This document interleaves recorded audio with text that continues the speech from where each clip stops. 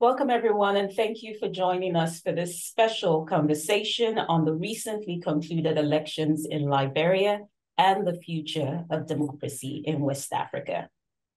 Liberia's national elections on October 10th and the runoff elections on November 14th were considered a test for the future of democracy in West Africa.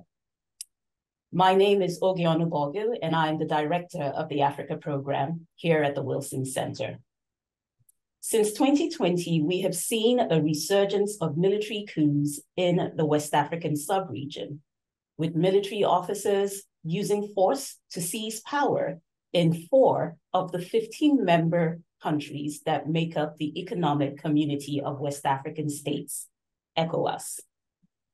On November 19th, Joseph Bokai, a political veteran who had served for 12 years as vice president of Liberia under the former president Ellen Johnson Sirleaf, was named Liberia's president-elect after the sitting president, George Weah, conceded defeat in a tight election that was marked by a peaceful transfer of power. Today, we are honored to be joined by Professor Attahiru Jega. Professor Jega was the head of the ECOWAS Election Observer Delegation to the Liberia elections. Prof. Jega is a respected political scientist and recognized authority on democratization in Nigeria. Under his leadership as chair of Nigeria's Independent National Electoral Commission from 2010 through 2015, the commission underwent remarkable strategic reforms, which also allowed the country to see a peaceful democratic transfer of power in 2015. He's a recipient of many national and international prestigious awards, and in 2017, he was elected as an international honorary member of the American Academy of Arts and Sciences.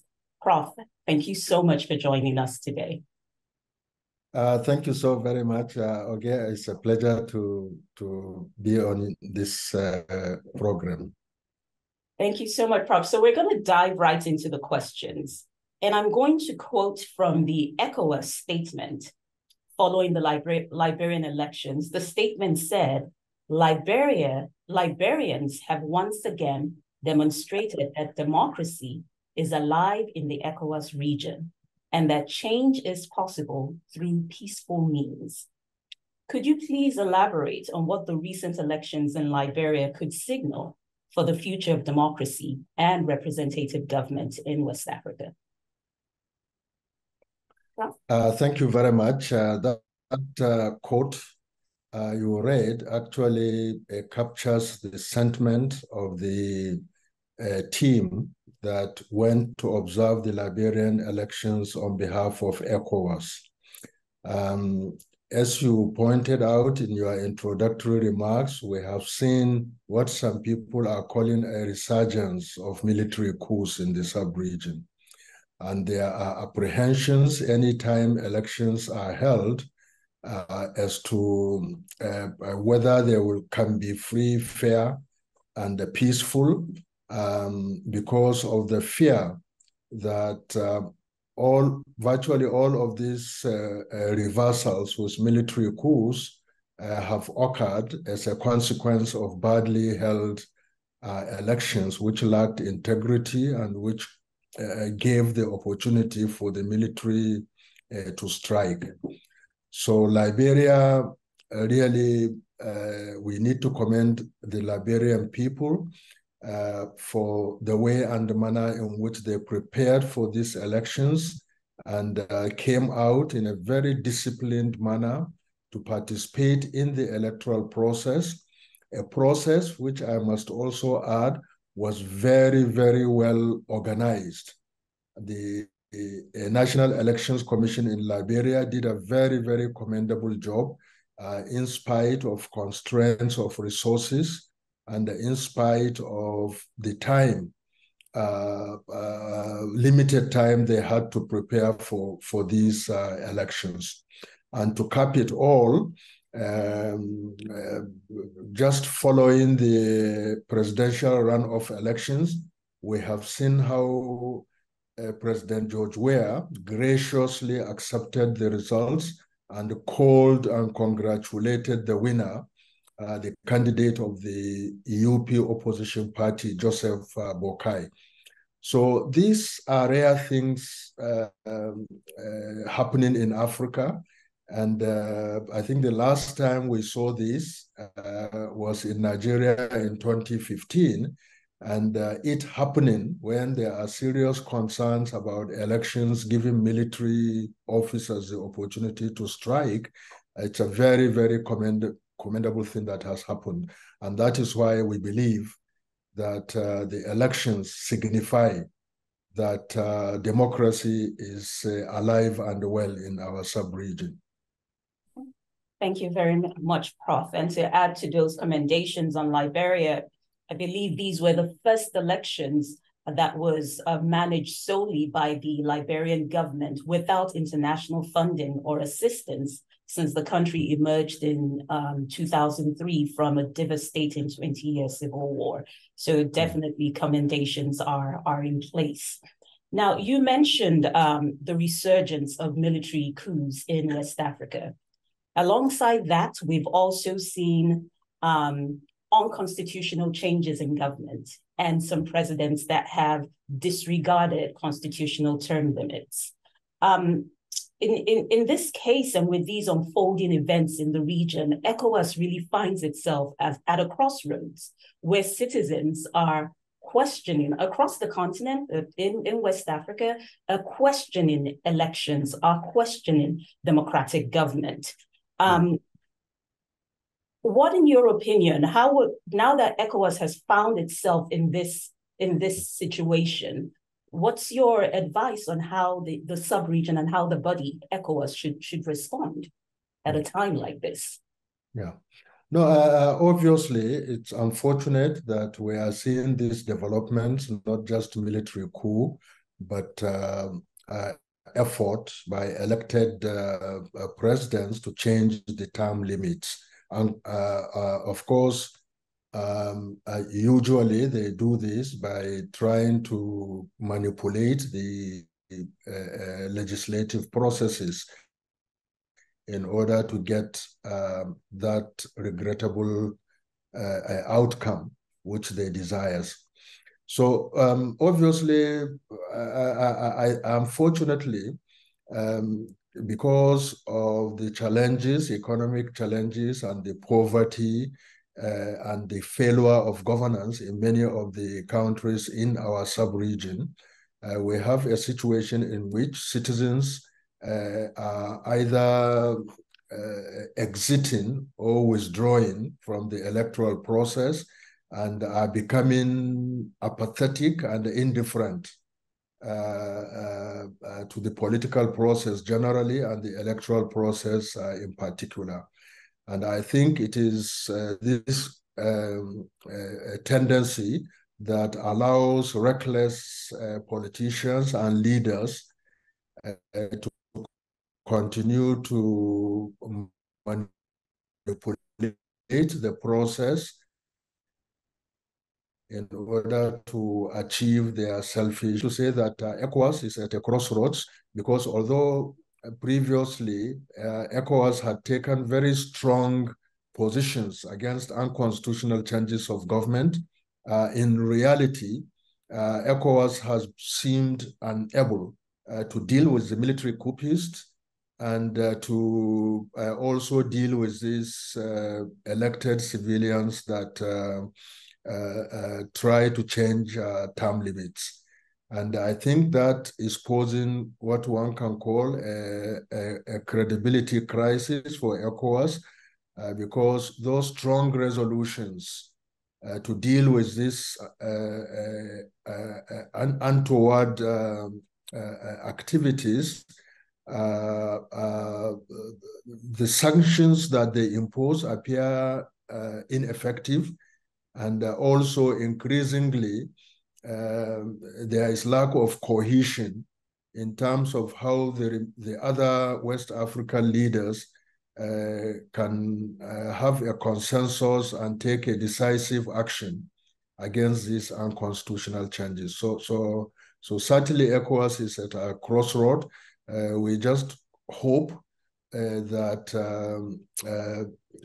the leaders can get their act together, arrive at consensus, and try to do their best in order to not only promote good governance, which in the long end can be the panacea for unconstitutional changes of government, but to also take strong measures that can serve as disincentives to all those who have already taken these unconstitutional measures, as well as serve as a deterrent to those that may contemplate doing so.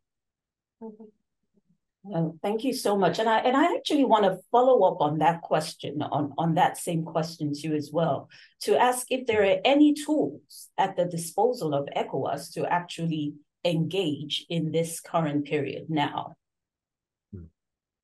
Well, I think the tools that they have used before, in addition to the heads of states meeting and passing resolutions, have been using what they call preventive diplomacy, where there is a crisis and they get together a group of respected or respectable former leaders to lead missions to try to dissuade those who are contemplating these unconstitutional changes, like the term limits, or to try to get military people who have taken over to quickly agree to return to constitutional governance.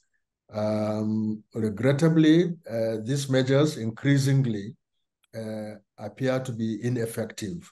And many missions are either ignored or I think essentially ignored by those leaders, and the ECOWAS doesn't seem to have additional mechanisms that can compel compliance with the resolutions that they have taken. So it's a big challenge, maybe trying to also galvanize international support for democratic development and promotion of democracy, as well as sanctioning those who pursue this undemocratic means may help in the medium to long term. Because clearly ECOWAS acting alone seems to have failed. I regret to say that, in terms of dealing with some of these challenges. And I think the clearest example is what we have seen with regards to the recent coup in Niger Republic. In spite of the sanctions, in spite of the initial resolve and resolutions to address the challenge in Niger, we now are seeing inaction and almost no action to deal with that crisis, which is unfortunate. But we will continue to hope that really ECOWAS will gather the courage and develop better mechanisms of addressing some of these challenges. Thank you so much, Prof. And now to come back to the conversation on elections. So clearly this year, democracy was on the ballot in a lot of countries across the continent. Next month, we will see the elections in the DRC. It's less than a month away. And next year, there will also be some other major elections that will be happening on the continent. We'll see Ghana, Botswana, South Africa.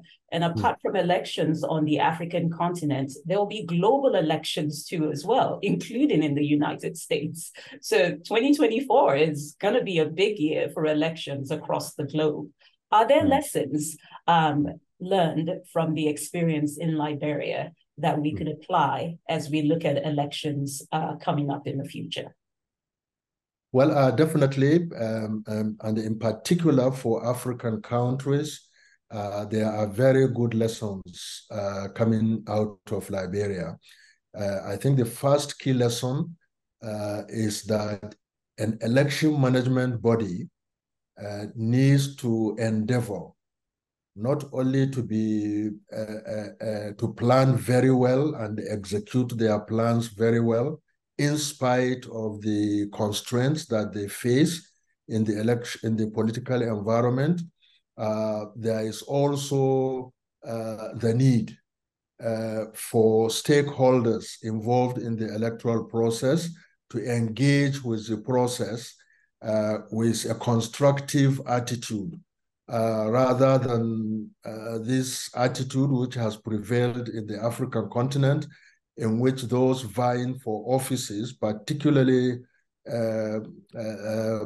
presidential offices, engage with the electoral process with what in Nigeria we call a do or die mentality, in which there is remarkable desperation wanting to acquire power using virtually every means necessary. We have seen in Liberia where the government was very much restrained in terms of using incumbency power in order to entrench itself in governance, where there has not been very serious, although in general, there has been the usual brinkmanship in which parties raise tension and make accusations and counter accusations. And we have seen it leading to the elections in Liberia. But we found that virtually all the leaders, the presidential candidates and the party functionaries, chairmen of the political parties, for example, have exercised remarkable restraint in terms of ensuring that they encourage all their supporters to be law-abiding, to not be violent, and to also ensure respect for the legal framework under which the elections were conducted. And Liberia is one of the most divided countries. And we can see that even from the closeness of the election results.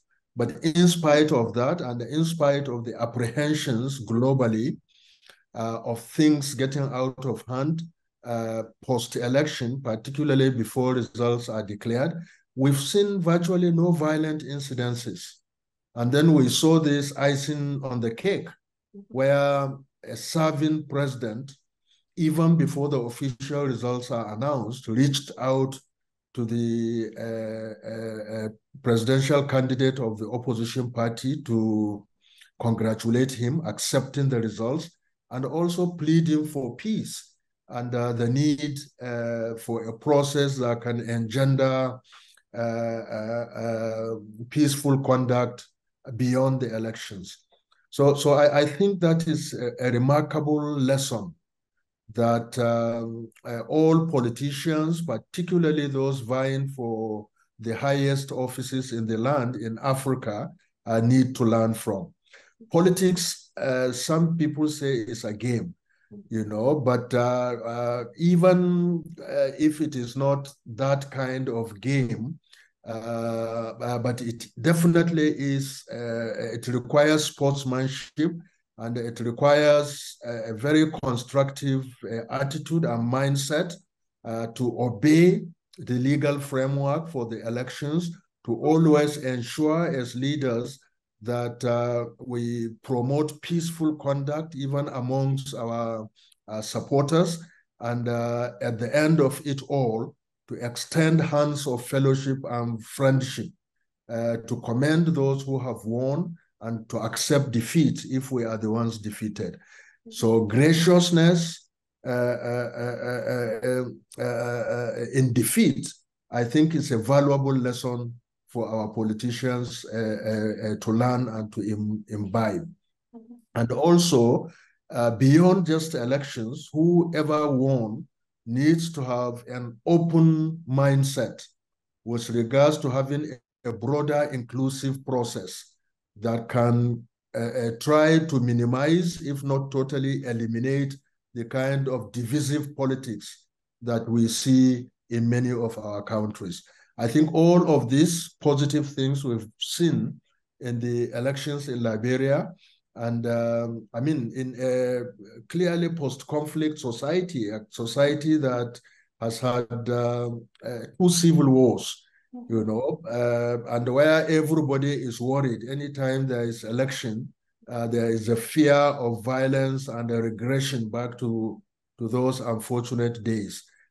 For an election to happen in October and to end peacefully, and then to come back to have a presidential runoff election, and for it to also end even much better and smoother in terms of the preparation of the Electoral Commission and the engagement of the 2 contending parties. I think this not only requires commendation, but is something that really many countries in Africa need to take the appropriate lessons from. No, thank you so much, Prof, for laying all those lessons out. And, you know, it's important that we capture these lessons and think of how we apply them moving forward. I think as you've laid out, effective planning, real engagement, real public engagement, and graciousness in defeat. These are all really key points and lessons as we think moving forward.